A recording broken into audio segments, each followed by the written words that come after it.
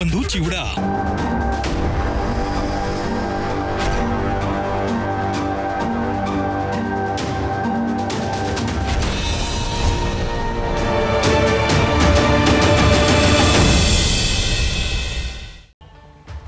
ब्रेकनंतर बुलेटिनमध्ये आपल्या सगळ्यांचं पुन्हा एकदा स्वागत। आजचा दिवस अत्यंत महत्त्वाचा आहे कारण जम्मू काश्मीर विधानसभा आणि हरियाणा विधानसभेचा आज निकाल लागणार आहे।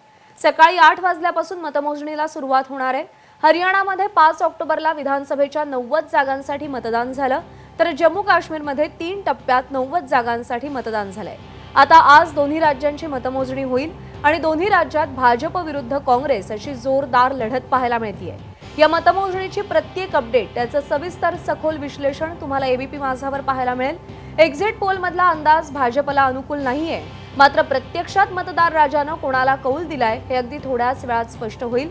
कलम 370 रद्द झाल्यानंतर पहिल्यांदाच जम्मू काश्मीरमध्ये निवडणुका झाल्या।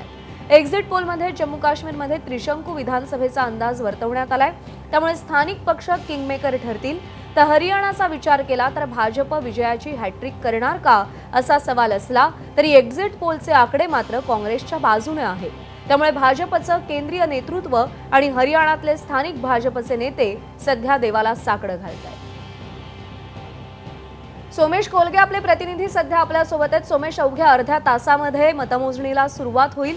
सध्या काय अपडेट्स आहेत, ग्राउंड रियालिटी काय?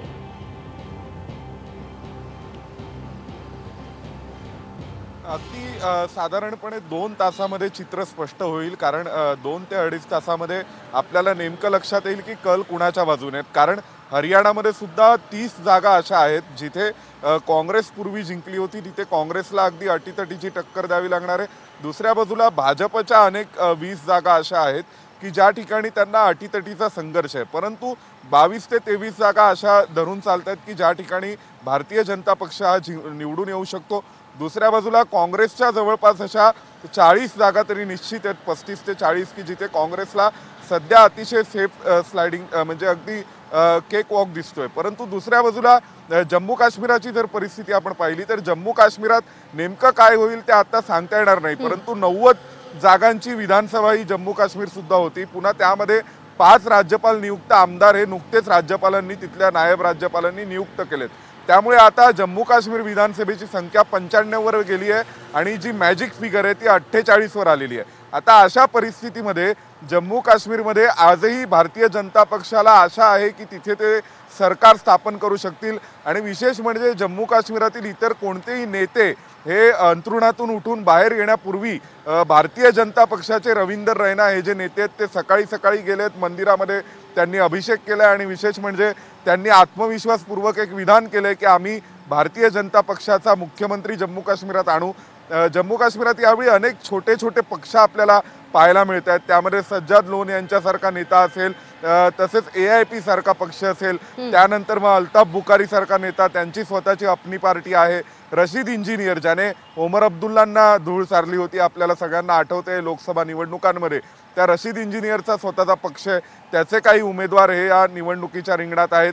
आणि जमाते इस्लाम या संघटनेवरती बंदी असली तरी सुद्धा त्यांनी पाठिंबा दिलेले किंवा त्यांचे नेते हे अपक्ष उमेदवार म्हणून या निवडणुकांमध्ये उतरलेले आहेत। त्यासोबत PDP आहे, नॅशनल कॉन्फरन्स आहे, नॅशनल कॉन्फरन्सचे ओमर अब्दुल्ला हे एक प्रामुख्याने मोठा चेहरा आहेत। तर दुसऱ्या बाजूला PDPच्या ज्या नेत्या आहेत मेहबूबा मुफ्ती यांची मुलगी यावेळी पहिल्यांदा निवडणुकीच्या रिंगणात आहे। आणि विशेष म्हणजे जम्मू काश्मीर राज्यातल्या सगळ्याच विधानसभा आणि मतदारसंघ हे नवे असल्यामुळे नेमकं तिथे काय होईल याचे काही परंपरागत आता सेट मापदंड नाही आहेत, त्यामुळे जम्मू काश्मीरचे रिझल्ट हे अतिशय सरप्राइझिंग असतील असाही एक अंदाज व्यक्त केला जातोय। बरोबर आहे। आणि देशामध्ये लोकसभा निवडणुका झाल्यानंतर या 2 राज्यांच्या विधानसभा निवडणुका होत आहेत, त्यामुळे तिसऱ्या टर्ममध्ये आलेल्या मोदी सरकारची ही पहिली परीक्षा म्हणावी लागेल।